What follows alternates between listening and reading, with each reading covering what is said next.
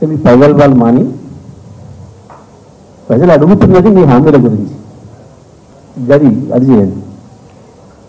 హామీలు అడుగుతారు, దీంట్లో నుంచి తప్పించుకోవడం కొరకు చేసే డ్రామాలలో భాగంగా ఇవన్నీ మాట్లాడుతున్నారు.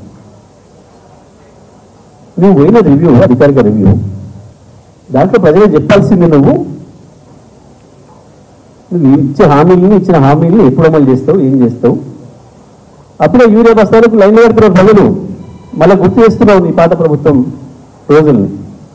సిగ్గుండాలి కదా మాట్లాడేటప్పుడు. నువ్వు పోయిన కాడ పక్కనే రైతులు యూరియా కొరకు లైన్లు పెట్టి చెప్పులు పెట్టిపోతున్నారు. మొదలైంది మళ్ళీ రాజ్యం. ప్రజలు చేరుకుంటున్నారు ఇప్పుడు. అరే ఎట్లా జరిగింది పొరపాటు అని.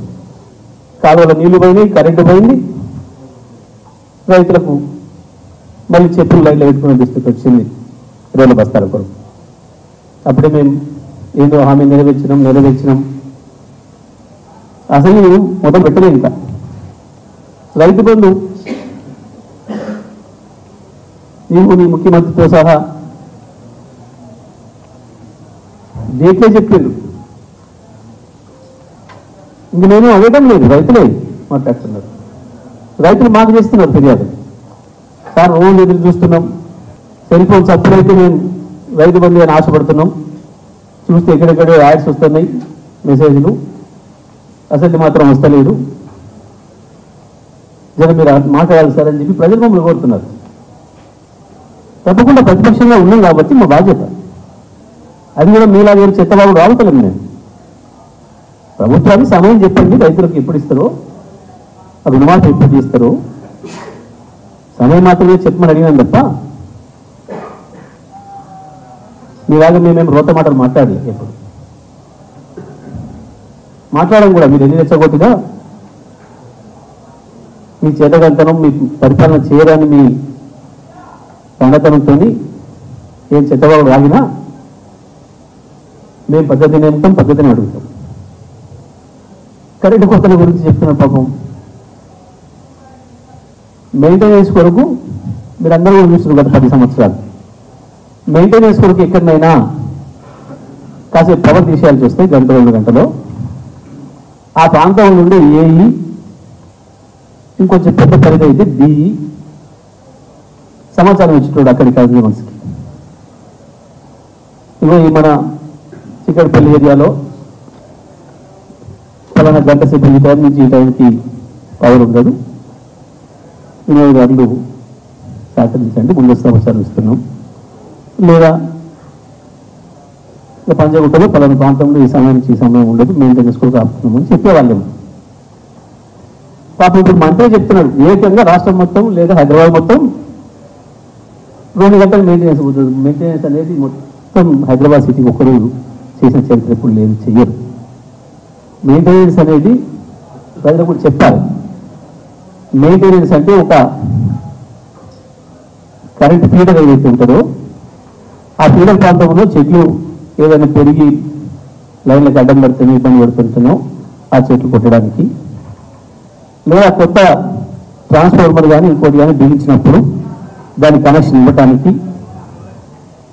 కొత్త లైన్ వేసినప్పుడు దానికి కనెక్షన్ ఇవ్వటానికి, ఆ పని మొత్తం పూర్తి చేసి కనెక్షన్ ఇవ్వడం కొరకు కాసేపు తీస్తారు. మెయింటెనెన్స్ అని దీన్ని అంటారు. సో దీన్ని అక్కడ స్థానికంగా ఉండే అధికారులు చెప్తారు. అర్థమైపోయింది ప్రజలకు మీ చేతగంతనం, మీకు పరిపాలన చేయరాదనే విషయం ప్రజలకు అర్థమవుతుంది. మీరు ఎంతో తప్పించుకోవాలని చూసినా, మీరు ఎన్ని దొంగవేషాలు వేసినా అర్థమైపోయింది. నాగార్జున సాగర్ కేఆర్ఎంకి అప్పగిస్తూ ఒప్పుకొని వచ్చేది. కొట్లాడతారా దమ్ముందా?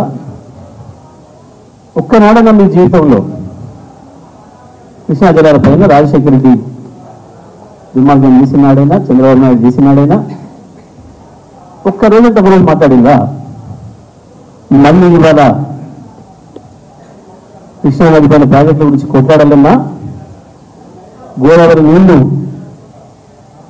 తెలంగాణ పొలాలకి పారేయాలన్నా అది కేవలం బీఆర్ఎస్ వల్లనైతే, కేసీఆర్ వల్లనైతే తప్ప ఈ చేయడం ఉంటుంది కాదు. ఓవైపు కాంగ్రెస్ ఉంటుంది, మోడీతో సంబంధాలు, వాళ్ళ నాయకుడు పైన అదాన్ని నిలుపుతుంటాడు, ఈయన అదాన్ని కలిసి వస్తుంటాడు, అదాని ద్వారా మోడీకి సమాచారం ఇస్తుంటాడు. మాది ముక్కలవడం కాదు, మీది అవుతుంది గుర్తుపెట్టుకోండి. ఏకనాథ్ షిండే మీ దాంట్లో వెళ్తారు, అది గుర్తుపెట్టుకోండి. దానికి నిజమైతే మీ బాస్ అవుతాడు ఏకనాథ్ షిండే.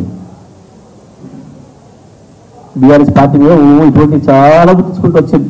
దీనినే బతికిరు మీరు, మీ బాసులు, మీ ఆంధ్ర భాషలు అందరూ కూడా ఇట్లనే చెప్పుకుంటూ బతికిండు. అయినా బీఆర్ఎస్ నిలబడి ఉన్నది ఉంటుంది. తెలంగాణ ఉన్నంత కాలం బీఆర్ఎస్ పార్టీ ఉంటుంది. పార్టీని చేసామని ఇవ్వలే మీకు ప్రజల అధికారం, పనిచేయమని ఇచ్చింది. మీరు టీఆర్ఎస్ ఈ పదానికి ఇచ్చింది, ఇది ఇస్తూనే ఉంటుంది. ఇది వీళ్ళేదో 420 హామీలు ఇచ్చారు. ఇక 40 వచ్చినా చాలు కదా, మనకు అదనం వస్తుంది. ఉన్నాయంటే పోవు కదా, కేసీఆర్ పెట్టిన ఎక్కడ పోవు కదా అని ప్రజలు కొంచెం అదమర్చారు. ఇప్పుడు దాంట్లో నుంచి బయటపడడానికి ఇది చిల్లర మాటలు, చిల్లర చేస్తారు, చిల్లర వేషాలు ఇవి మానుకోవాలి. ఇప్పటికైనా పార్టీని చీల్చడం కొరకు అధికారులు ఎవరు ప్రజలు పని చేయమని ఇస్తారు. మీరు ఇచ్చిన హామీని నమ్మి అది నెరవేర్తేనే వాళ్ళ జీవితాల్లో కొంత అభివృద్ధి వస్తుందని ఇస్తారు. కాబట్టి ఇప్పటికైనా కోమటిరెడ్డి వెంకటరెడ్డి కావచ్చు, ఇంకా ఆయన మిత్రులు, ఇతర మంత్రులు కూడా ఈ ప్రజలు వాళ్ళు మాని పాలన పైన దృష్టి పెట్టాలని, ప్రజల తక్షణ సమస్యలు ఉన్న వాటిపైన దృష్టి పెట్టి ఆ కనీసం ఎరువులైనా సకాలంగా అందించే ప్రయత్నం చేయండి. రైతు బంధులు, రుణమాఫీలు, గ్యాసులు, విద్యుత్ ఛార్జీల మాఫీలు వాటిపైన దృష్టి పెట్టాలి తప్ప ఈ కేవలం ఏదో బీఆర్ఎస్ చేయిస్తామని చెప్పేయడంతోనో, బీఆర్ఎస్ చేయించడంతోనో ప్రజల నుంచి తప్పించుకుంటామని అనుకుంటే మీ అమాయకత్వం అవుతుంది. మీరు మమ్మల్ని చీల్చడం కాదు, ప్రజల్ని మిమ్మల్ని చీల్చి చెండాడతారు. అది గుర్తుపెట్టుకొని పనిచేయాలని చెప్పి హెచ్చరిస్తా ఉన్నాం.